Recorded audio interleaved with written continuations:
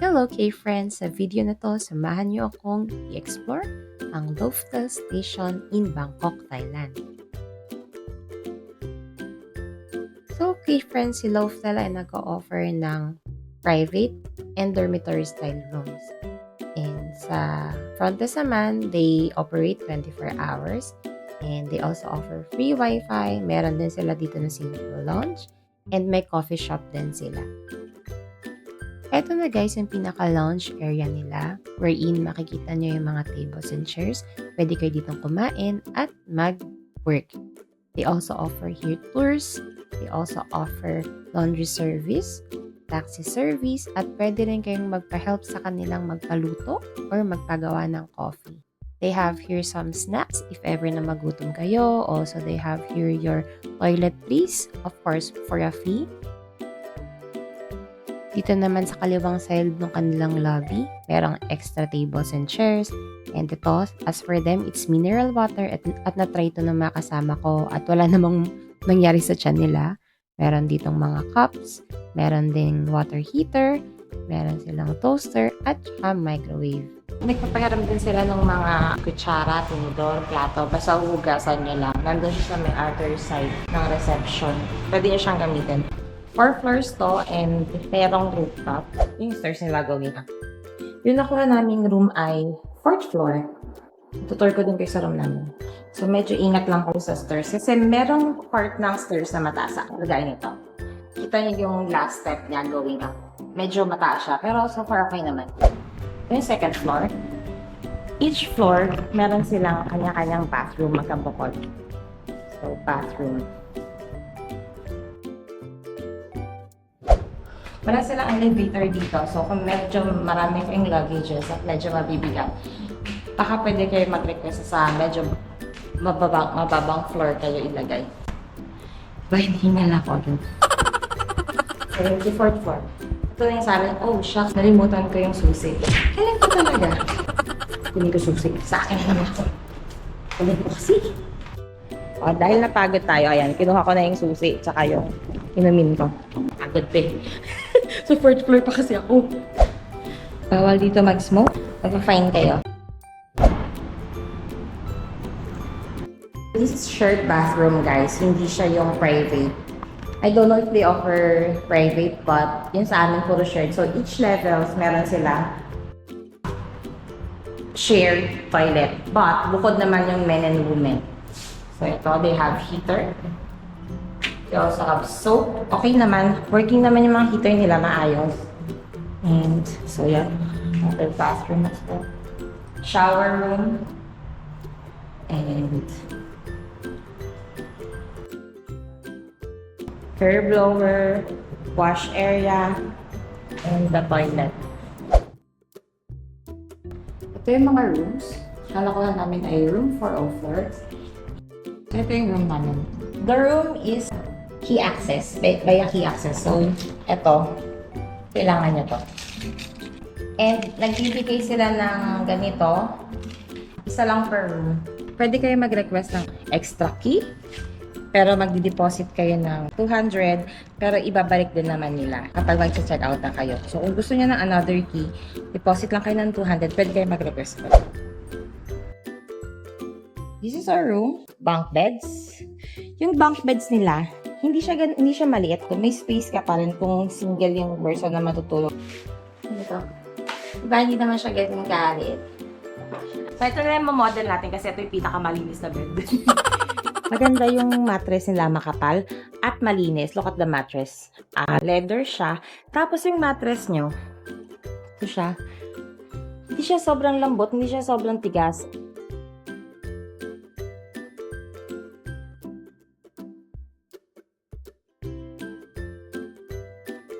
Ito yung rules nila. So, check-in 2 p.m., check-out 12 noon. Cleaning time, lagi silang naglilinis dito every 12 to 2 p.m. Naglilinis sila like sa bathroom, sa hallways, sa lobby, sa baba, sa reception. Nililinis nila yun every day. And every 2 to 2 p.m. If gusto nyo ipalinis yung room nyo, pwede. Sasabihin nyo lang sa baba na magpapalinis kayo without an extra charge. And yung mga towels niyo Pwede rin kayo magpapalit sa baba. Dalhin nyo lang sa baba yung towels niyo and sabihin nyo, papalit kayo ng towel. Wala rin siyang extra cost. And sa room na to, we have an aircon, of course. Aircon, di nga namin pinapatay yung aircon. Kasi mainit ngayon sa Thailand, summer yata sa kanila, February.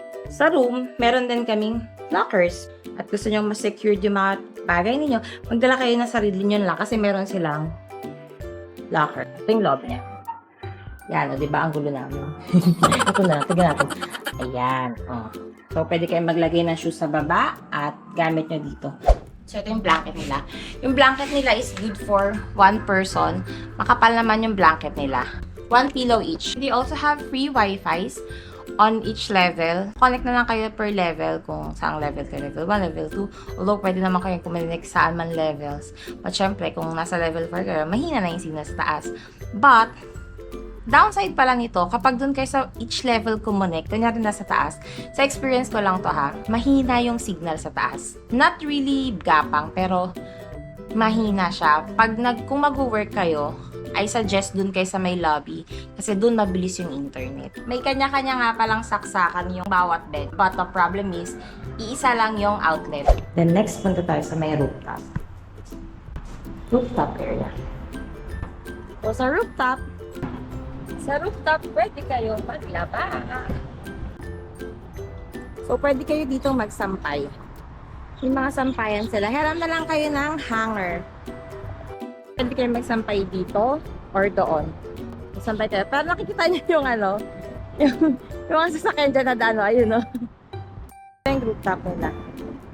Tanaw nyo dito yung kaguluhan sa labas. Kasi talagang nasa siya eh.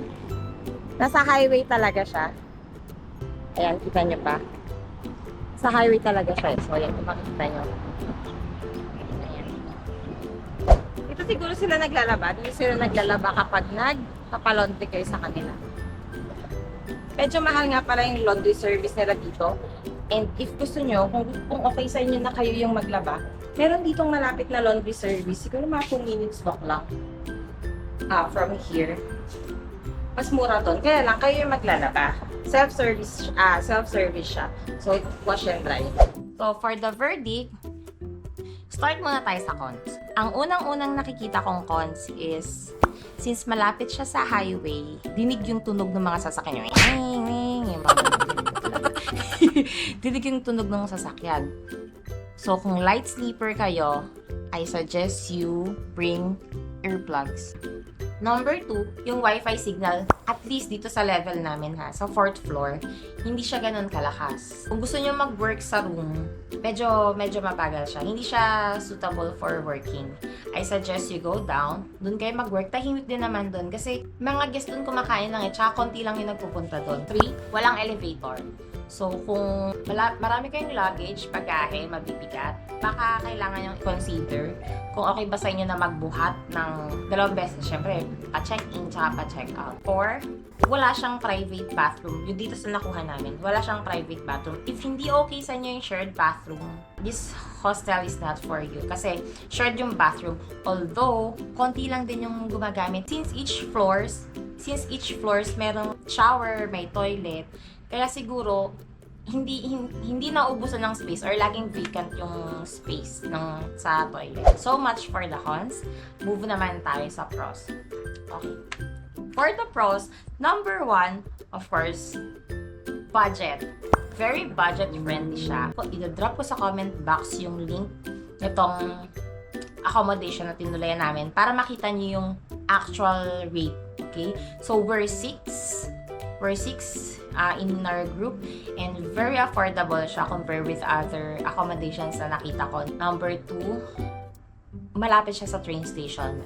Maybe 3-minute walk or 2-minute walk kung mabilis kayo maglakad. Sa mga mababagal, basta less than 5-minute walk siya sa nearest train station. Mabilis kami nakapunta sa Chatuchak. 1 train ride lang siya from here. Hindi na namin kailangan maglipat-lipat. Number 3, it's near restaurants, near laundry shops, and near Chinatown. So, kung kakain kayo, mag-food trip kayo, malapit lang accessible.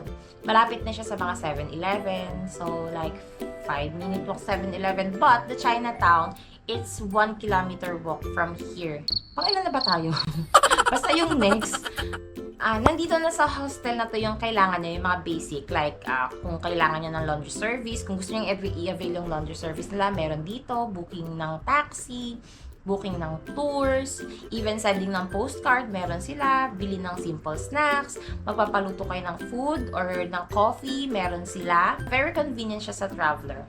Isa pa sa mga i-comment ko dito, malinis yung beds nila. Malinis yung room nila. Malinis ang bed, malinis ang room, mabango yung bed, hindi siya amoy ginamit. Pati yung mga blankets, bagong palit. The bathroom can be a bit more cleaner. Pwede pa nilang i-improve yung bathroom. But for the shared bathroom, very, very good na siya. Lagi naman siyang nililinis eh. Tsaka minamap talaga siya. Nakikita ko siya lagi yung cleaner. Naglilinis siya every yung 12 to 2. Naglilinis talaga siya lahat ng floors. If you're looking for an accommodation na budget-friendly, near train station, near restaurants, near laundry shops, near convenience stores, with free Wi-Fi, at madaling ipin sa Grab or Bolt, this hostel is for you. But if you're not comfortable with shared bathroom, no elevators, and hindi kayo comfortable with bunk beds, if yung hanap nyo sa kalinisan ng bathroom is like hotel-like, this is not for you. This is more for the backpackers and more for the budget-friendly, but very, very good yung linis nila sa room. Although yung bathroom nga nila can be a bit improved, but it's still clean. It's still clean. Ako lang to na I think there's something that can be improved pa sa bathroom. If kino-consider nyo rin tong hostel na to, drop ko yung link para makita nyo yung actual